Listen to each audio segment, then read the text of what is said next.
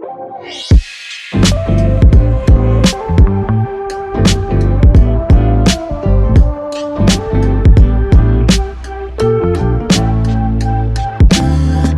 everyone. Welcome to the Soul Podcasting Podcast. And today we're going to be talking about storytelling.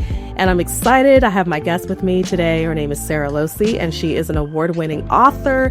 She's a storyteller and a brand strategist who helps mission-driven brands amplify their impact through authentic storytelling. She's the founder of Favorite Daughter Media, and she's been featured on major stages like PodFest and FinCon, and also in the Authority magazine. So we're excited to talk more about podcasting to podcasters, and welcome to the show, Sara.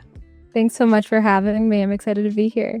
Yeah, I'm excited too. And I mean, I'm looking at your background right now. I love it. I think that in itself probably is part of your story. And, just storytelling in general is what we do as podcasters. And so we need some advice and support on how to be more authentic and how to do this, how to weave storytelling into our world. So I want to ask you first, what kind of drew you into storytelling in general? And when did you realize that this medium, this thing called storytelling, had the power to change how people connect with each other?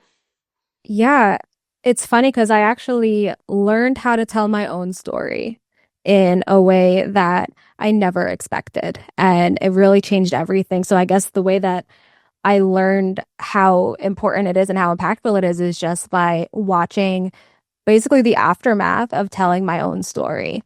When I was in my mid-20s, I was at a conference. I was the director of marketing for a financial advising firm. I wanted to get the host of the podcast that I was producing, who was a CEO, booked on one of the biggest finance podcasts in the country. And I had no idea what I was doing. Never had pitched someone for a podcast before. So I stalked the host for a few days and finally basically cornered him when he wasn't expecting it and tried to pitch my then boss for his show. And I just went on a tangent of what he's an expert in. And the host, it says, "That's great. I don't need an expert. I need someone with a cool story." Oh. And I kind of froze and I may have had a stroke because what I said was, "Do you want to hear about the time I got a tattoo of a penis while I was in Ireland?" And the answer was? And he did. You wanted to know. And I accidentally got booked on one of the biggest finance podcasts in the country to tell that story. Right. And it was not my goal, but you don't say no when you get that offer. And I went on the show, and the host, it was Stacking Benjamins. It's Joe Saul-Sehy. He is such an artful and skilled interviewer that he guided me through telling the story in a way that pulled out impact and value and lessons that I didn't even realize were in my own story. Wow. I had thought of this story as just something silly I would tell at a bar when I was bartending to get some pity tips off of the people sitting by themselves. And suddenly, this is a life-changing experience that made me brave and taught me how to make bold choices and trust myself and believe in my potential and my capabilities. And it all somehow tied into this stupid tattoo I accidentally got on a bar crawl in Dublin. And suddenly, my whole life changed. I started making those bold decisions. I quit my job. I left my relationship that was not healthy. And I moved across the country. I launched my own companies and just really changed everything that I was doing. And it all started by the way that I learned how to tell this story and kind of figured out my own story and the way I wanted to rewrite it. Oh, that's powerful. Sara, that's quite a story. Never forget this story that you just told me. So this is awesome. I love how you're sharing your journey into like the awakening of what storytelling can actually do for your life. Like it changed your life as you started making those bold decisions. Now, you run a podcast company. I want to also know a little bit about like what you do and what drew you into podcasting, because this is all fascinating for me. Yeah, I got into podcasting while I was the director of marketing for a financial company. They had their own podcast. The CEO was the host. He was who I was trying to get on Stacking Benjamins. And when I started to really get involved in the industry, what actually drew me into podcasting was podcast guests. Mm. And as the producer, I had the pleasure and displeasure of a lot of people coming on the show and being really great guests, and some of them not being really great guests. And I started to just rack up all of this just understanding of what it took to be a really great guest. And that is where I wanted to focus. So when I did originally launch Favorite Daughter Media, I launched it to help coach people into being better podcast guests. Mm-hmm. And what I found with that was really it comes down to being a good storyteller. And so it really ties in together. If you can tell a good story or you can turn a story into a good story, Yeah. you can really be a great guest and you can bring a lot of value and do it in a way that's authentic and that builds connection and builds trust and empathy. And I kind of just fell in love with it. And launched my second company a couple years later. It's called Branded Media, and that's the podcast production side. So I kind of do the same thing in reverse. I'm helping people be better hosts and better interviewers. And I draw from the experiences I've had with the hosts that I've guested with and from Joe Salsihai, who originally just got this whole thing rolling. So it's been so much fun for me to be able to pull those stories out the way that mine was pulled out of me and kind of bring it all back full circle. I love that. And I like hearing the backstory because there's a story behind everything.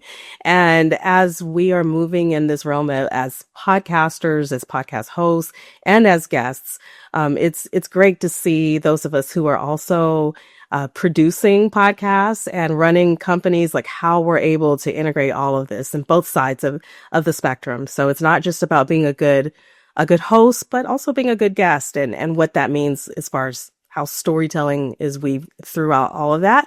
And I know you've talked about storytelling being more than just like sharing your words. It's more like you talked about empathy, connection. I believe I heard that just now. And I'm wondering how, for solopreneurs that are listening right now, what's one thing most people get wrong about storytelling? I know it's kind of one of those questions, like you might have to think about it a bit, but what do you feel like people are getting wrong? Because you've been doing this a while. And so what's a better way to think about storytelling? Yeah, the thing that I see the most often, and this is on podcasts, this is on stages. I actually judged a speaking competition a couple years ago, and it was the most severe example that I saw in person. That it was a 3-minute each competition, and you had 3 minutes to tell a story that ends with like a lesson that the audience can walk away with, and it can be actionable.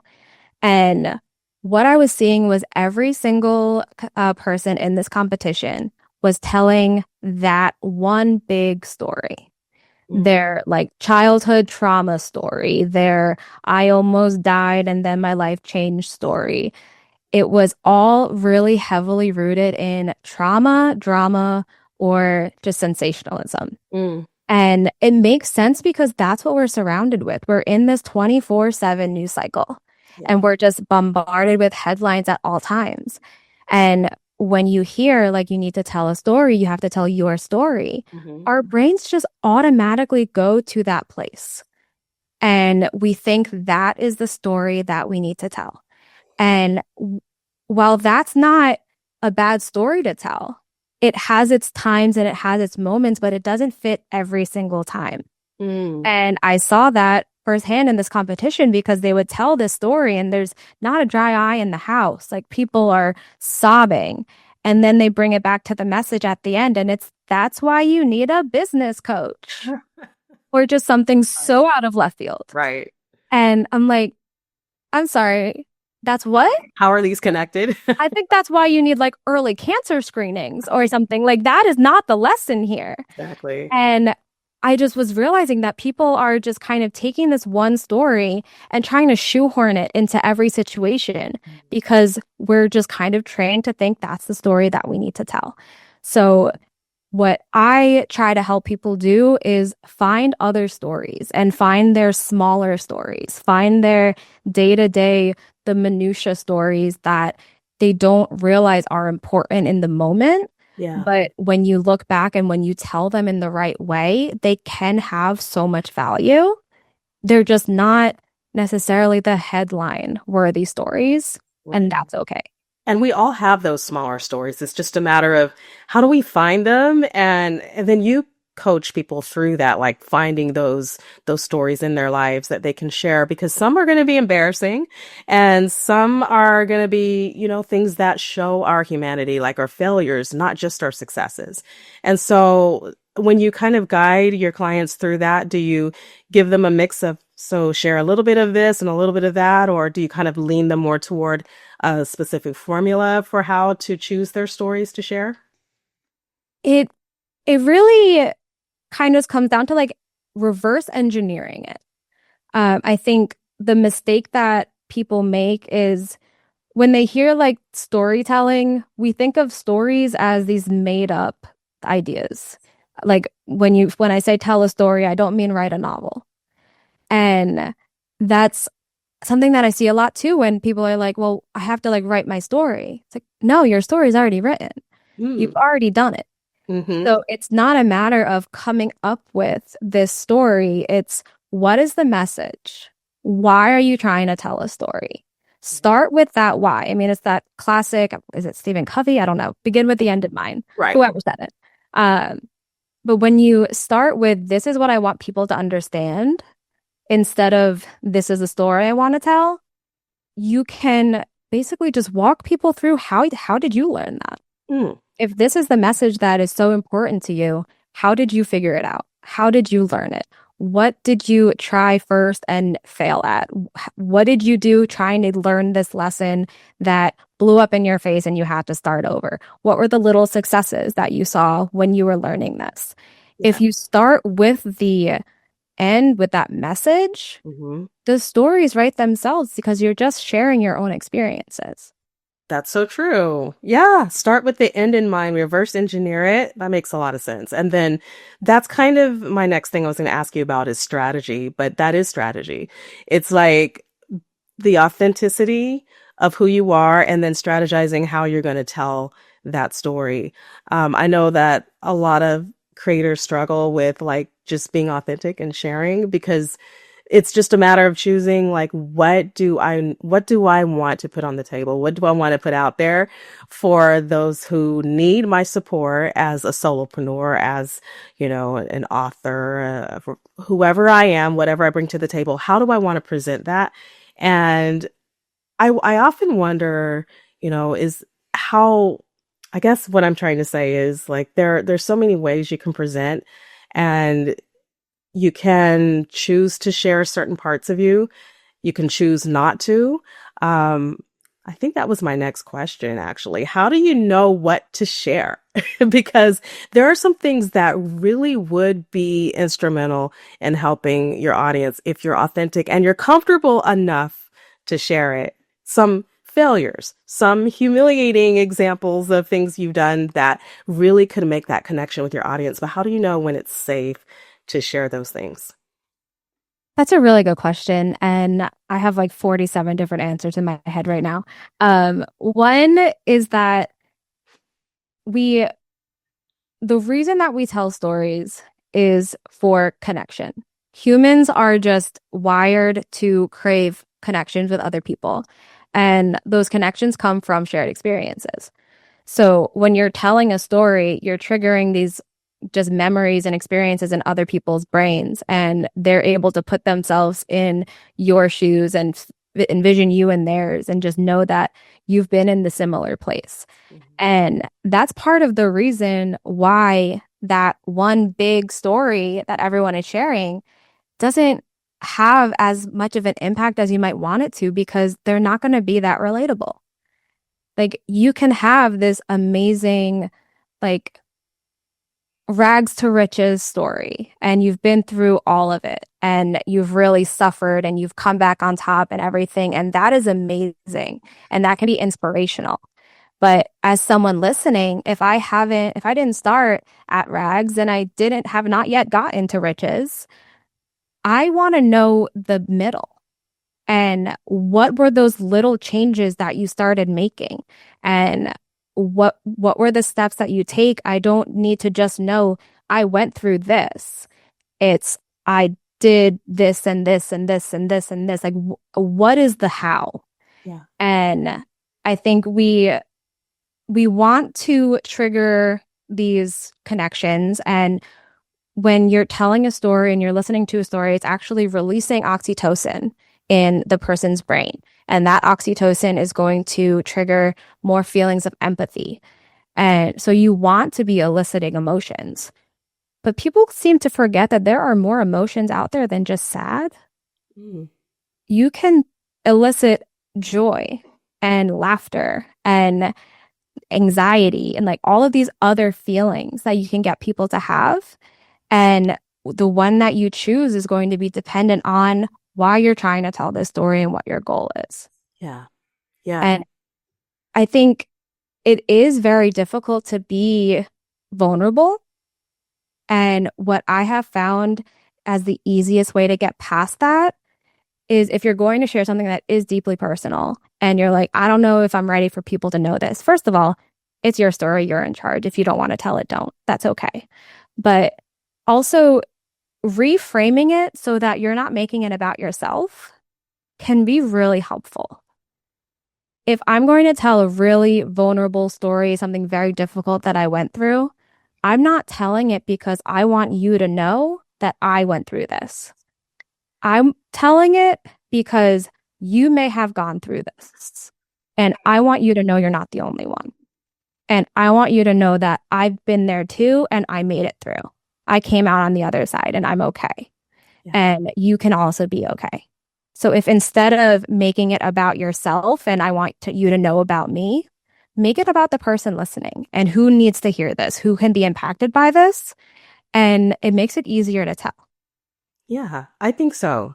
I think so. That's so good. That's good advice. And it's just really about making that connection when you're ready, however you're ready, just being comfortable in your skin. And if you're not ready, don't force it, and share, like you said, reframe it and make it about the listener, not so much about yourself. That's super, super advice. And I want to hear more about what you offer because you do a lot for the podcaster, for the solopreneur. You have a book behind you that I'm looking at right now. Would you mind sharing with us about your book? I'm reading the title, Open This Book. So I'm excited to see it. That is awesome. I would love to. Thank you. This book is it's a lot for me. It's something that was many years in the making, and I published it originally when I was 28, and it's very rare for a non-famous, non super successful 28-year-old to write a memoir. But I kind of did because it's Open This Book. It's the art of storytelling for aspiring thought leaders. And I decided when I was writing it that if I'm going to tell you that you need to tell your story, the only way I can do it is through mine. So the whole book is teaching different concepts of storytelling and different strategies and tactics and ways that you could tell your story and the types of stories you can tell. But I tell it through my own. So it's almost a memoir. But it's also part journal, so you can start telling your own stories. And it all came from the way that I learned how to tell my story on Stacking Benjamins. The host of that show actually wrote the foreword for it, which was amazing of him to do. Okay. And it's been a really just interesting experience to just know that so many people are reading my stories and using them to help develop their own and be able to talk to some of the people who have read it and hear the stories that they came out with, or just for them to tell me that they've started to tell their own stories and do it in a way that's been impacting their brand and growing their business has just been really, really amazing. Okay, I love memoirs, and so yours is next for me. I have to get that book.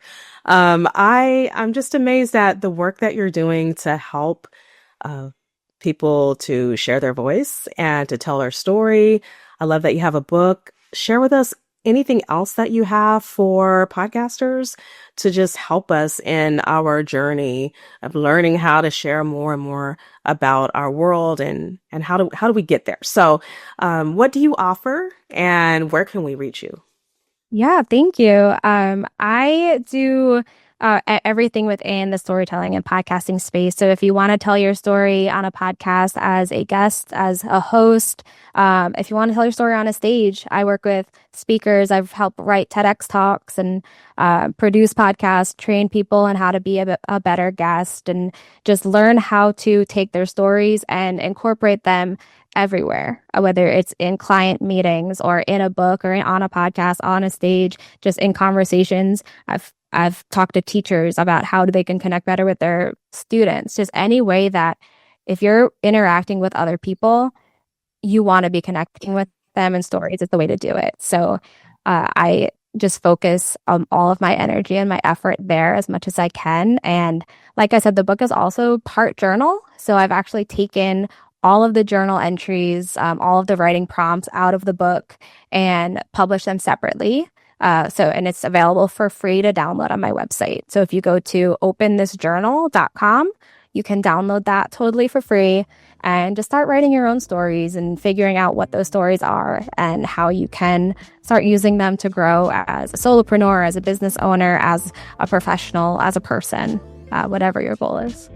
Very, very cool. I am writing down your URL right now. Get that in the show notes because definitely we want to access these resources to help us. And I appreciate you and your story. Thank you for coming on and sharing your story with us and encouraging us to share ours. So I appreciate you, Sara. Thank you so much for having me. You're welcome.